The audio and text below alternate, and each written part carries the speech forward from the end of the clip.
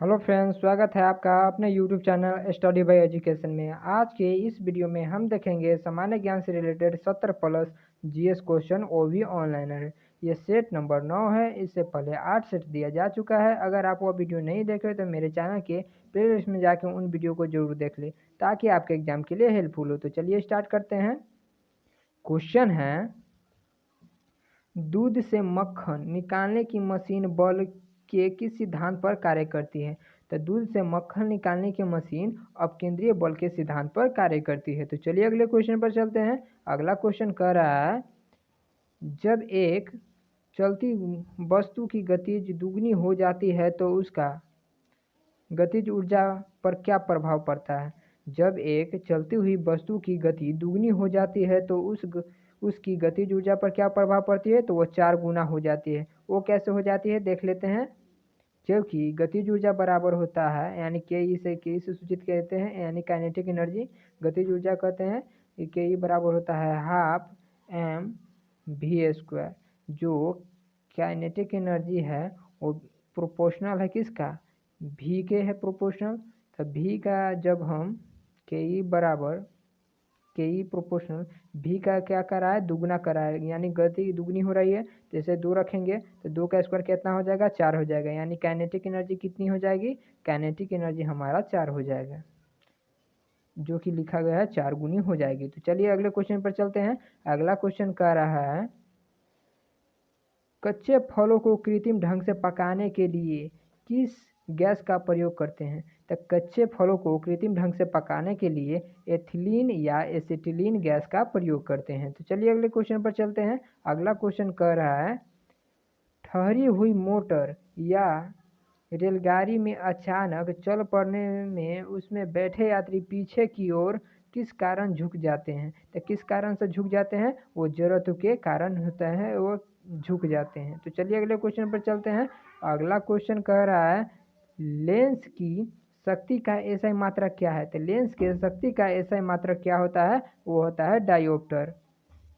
तो चलिए अगले क्वेश्चन पर चलते हैं। अगला क्वेश्चन है, किस उपकरण के द्वारा रासायनिक ऊर्जा को प्रकाश एवं ऊष्मा ऊर्जा में परिवर्तन किया जाता है? तो मोमबत्ती। मोमबत्ती के द्वारा रासायनिक ऊर्जा को किसमें? प्रकाश एवं ऊष्मा ऊर्जा में परिवर्तित किया जाता है। तो चलिए अगले क्वेश्चन पर चलते हैं। अगला क्वेश्चन कह रहा है, एक अश्व शक्ति का मान कितने वाट के बराबर होता है? तो एक अश्व शक्ति का मान 746 वाट के बराबर होता है। याद रखिएगा क्योंकि वो क्वेश्चन पूछा जाता है। तो चलिए अगले क्वेश्चन पर चलते हैं। अगला क्वेश्चन है, कौन सी तरंग निर्वात में भी संचरित हो सकती है? तो वो है विद्युत चुंबकीय तरंग।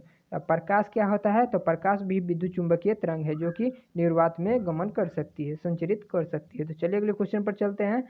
अगला क्वेश्चन है, बैरोमीटर के पाठ्यांक में अचानक कमी किस मौसमी घटना के तरफ इंगित करती है? तो वह क्या है? आंधी तूफान की ओर इंगित करती है। तो चलिए अगले क्वेश्चन पर चलते हैं। अगला क्वेश्चन कह रहा है, सोलर कुकर में किस प्रकार के दर्पण का प्रयोग किया जाता है? तो सोलर कुकर में अवतल दर्पण का प्रयोग किया जाता है। तो चलिए अगले क्वेश्चन पर चलते हैं। अगला क्वेश्चन है, अस्थायी चुंबक किस पदार्थ से बनाया जाता है? तो अस्थायी चुंबक लौह चुंबकीय पदार्थ यानी स्टील से बनाया जाता है। तो चलिए अगले क्वेश्चन पर चलते हैं। अगला क्वेश्चन है, कार्य का सीजीएस पद्धति में मात्रक क्या है? तो कार्य का सीजीएस पद्धति में मात्रक क्या होता है? वो होता है अग्र होता है। और बात की जाए कि कार्य का ऐसा मात्रक क्या होता है? वो जूल होता है। तो चलिए अगले क्वेश्चन पर चलते हैं। अगला क्वेश्चन है, सूर्य के निकटतम ग्रह बुध की परिक्रमा काल कितने दिन का होता है? वो होता है 88 दिन का। तो चलिए अगले क्वेश्चन पर चलते हैं। अगला क्वेश्चन है, चंद्रमा पर जी का मान पृथ्वी के जी के मान का कितना गुना होता है? तो चंद्रमा पर जी का मान पृथ्वी के जी के मान का 1/6 होता है। अगर यहाँ पूछा जाता कि पृथ्वी पर जी का मान चंद्रमा के मान के कितना होता है, तो वो होता है 6 गुना। 1/6 नहीं होकर कितना हो जाता है? 6 गुना हो जाता है। चलिए अगले क्वेश्चन पर चलते हैं। अगला क्वेश्चन कह रहा है, महिला जिन्हें फिजिक्स और केमिस्ट्री दोनों विषय में नोबेल पुरस्कार मिला है वो कौन है? तो वो है मैडम क्यूरी। मैडम क्यूरी को फिजिक्स और केमिस्ट्री में दोनों में क्या मिला है, नोबेल पुरस्कार मिल चुका है। तो चलिए अगले क्वेश्चन पर चलते हैं। अगला क्वेश्चन है, जल में अस्थायी और अस्थायी कठोरता को दूर करने के लिए किनका उपयोग किया जाता है? तो किनका उपयोग किया जाता है? सोडियम कार्बोनेट का उपयोग किया जाता है। अगर बात की जाए सोडियम कार्बोनेट का रासायनिक सूत्र क्या होता है, तो सूत्र होता है NaCO3 होता है, याद रखिएगा। तो चलिए अगले क्वेश्चन पर चलते हैं।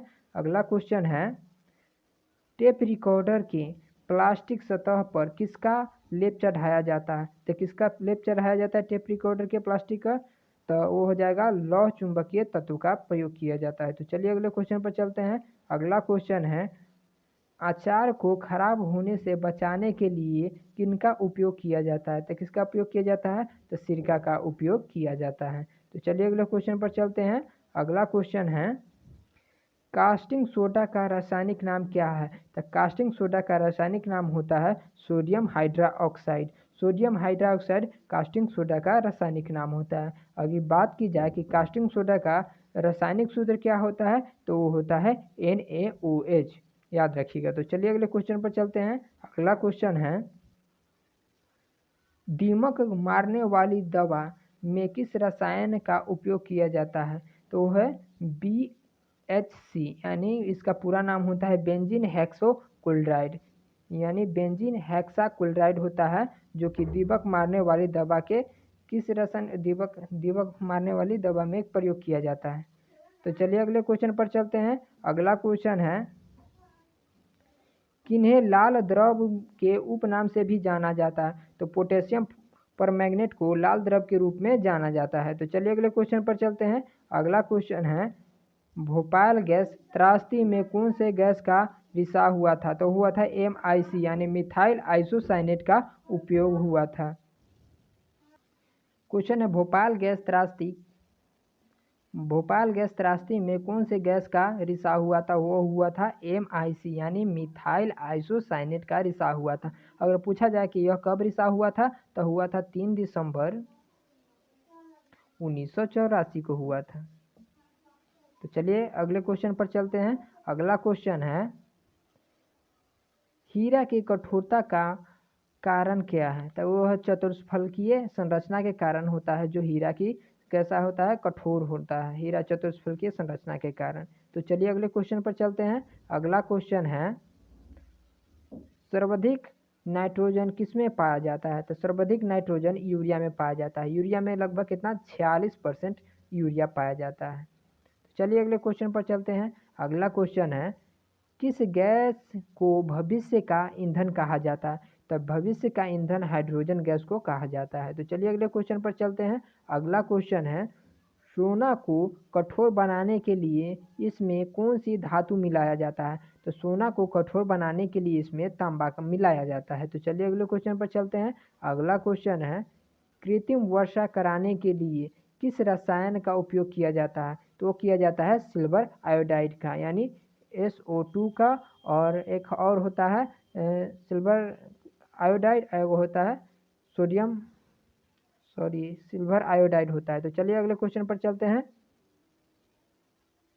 अगला क्वेश्चन है, कच्चे तेल से शुद्ध पेट्रोल और डीजल, मिट्टी तेल तथा कोल तार किस विधि द्वारा अलग किया जाता है? तो आंशिक आसवन विधि द्वारा अलग किया जाता है। तो चलिए अगले क्वेश्चन पर चलते हैं। अगला क्वेश्चन है,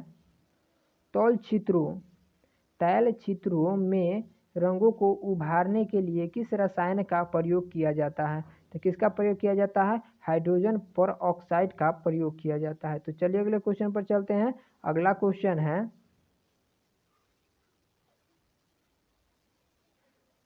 कृत्रिम सांस के लिए उपयुक्त सिलेंडर में किसका मिश्रण होता है? तो किसका मिश्रण होता है? ऑक्सीजन और हीलियम का मिश्रण होता है। तो चलिए अगले क्वेश्चन पर चलते हैं।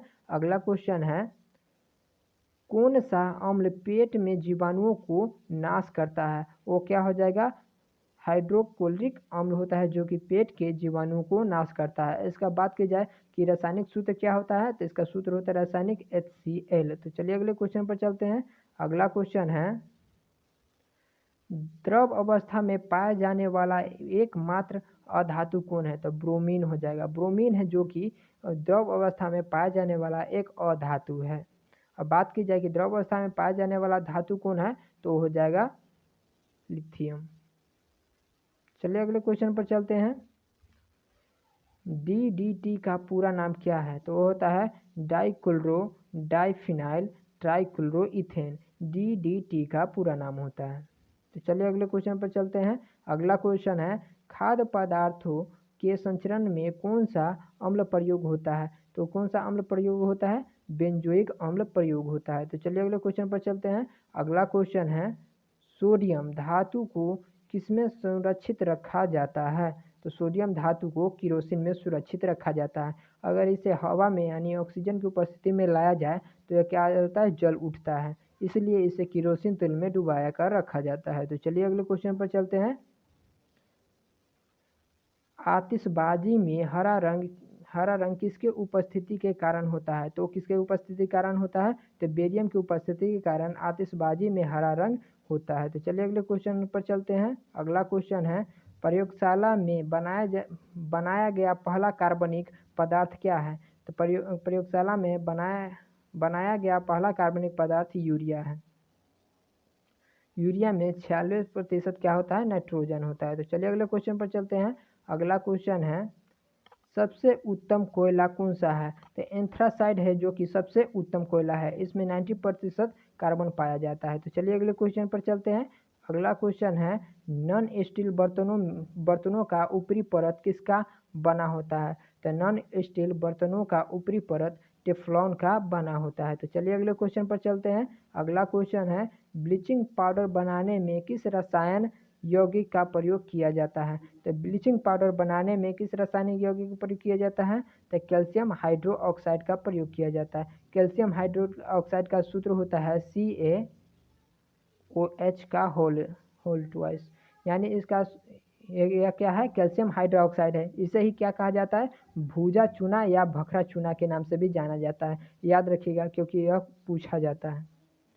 चलिए अगले क्वेश्चन पर चलते हैं। अगला क्वेश्चन है एवोगाड्रो संख्या का मान कितना होता है, तो एवोगाड्रो संख्या का मान होता है 6.022 गुने 10 के पावर 23 होता है एवोगाड्रो संख्या का मान। तो चलिए अगले क्वेश्चन पर चलते हैं। अगला क्वेश्चन है दिया सलाई बनाने में किसका उपयोग किया जाता है, तो दिया सलाई बनाने में लाल फास्फोरस का प्रयोग किया जाता है। तो चलिए अगले क्वेश्चन पर चलते हैं। अगला क्वेश्चन है अंडों का कवच मुख्यतः किस पदार्थ का बना होता है, तो अंडों का कवच मुख्यतः कैल्शियम कार्बोनेट का बना होता है, जिसका सूत्र होता है CaCO3। तो चलिए अगले क्वेश्चन पर चलते हैं। अगला क्वेश्चन है रबर को मजबूती प्रदान करने हेतु मिलाया जाता है, तो रबर को मजबूती प्रदान करने के लिए उसमें सल्फर मिलाया जाता है। तो चलिए अगले क्वेश्चन पर चलते हैं। अगला क्वेश्चन है स्वचालित वाहनों में सामान्यतः उपयोग में लाए जाने वाला एंटीफ्रीज सॉल्यूशन क्या है, वो है इथाइल ग्लाइकोल। अब क्या हो जाएगा, इथाइल ग्लाइकोल हो जाएगा। तो चलिए अगले क्वेश्चन पर चलते हैं। अगला क्वेश्चन है फोटोग्राफी में प्रयुक्त होने वाला रसायन का नाम बतावे, वो क्या हो जाएगा, सोडियम थायोसल्फेट हो जाएगा, फोटोग्राफी में प्रयुक्त होता है। तो चलिए अगले क्वेश्चन पर चलते हैं। अगला क्वेश्चन है 1 माइक्रोन बराबर होता है, तो 1 माइक्रोन बराबर होता है 0.001 मिलीमीटर होता है। तो चलिए अगले क्वेश्चन पर चलते हैं। अगला क्वेश्चन है केमिस्ट्री में पहला नोबेल पुरस्कार किसने प्राप्त किया था, तो केमिस्ट्री में पहला नोबेल पुरस्कार रोंटजन ने प्राप्त किया था। तो इस वीडियो में इतना ही क्वेश्चन था। यह वीडियो आपको कैसा लगा कमेंट बॉक्स में ज़रूर बताएं और इस वीडियो को लाइक और अपने फ्रेंड सर्कल में ज़रूर शेयर करें। अगर आप मेरे चैनल पर नए हो तो चैनल को सब्सक्राइब कर बेल आइकन को ज़रूर दबा लें, ताकि हम जब भी कोई ऐसे वीडियो डालें तो आपको टाइम टू टाइम नोटिफिकेशन मिलता रहे। इस वीडियो को अंत तक देखने के लिए आपका धन्यवाद।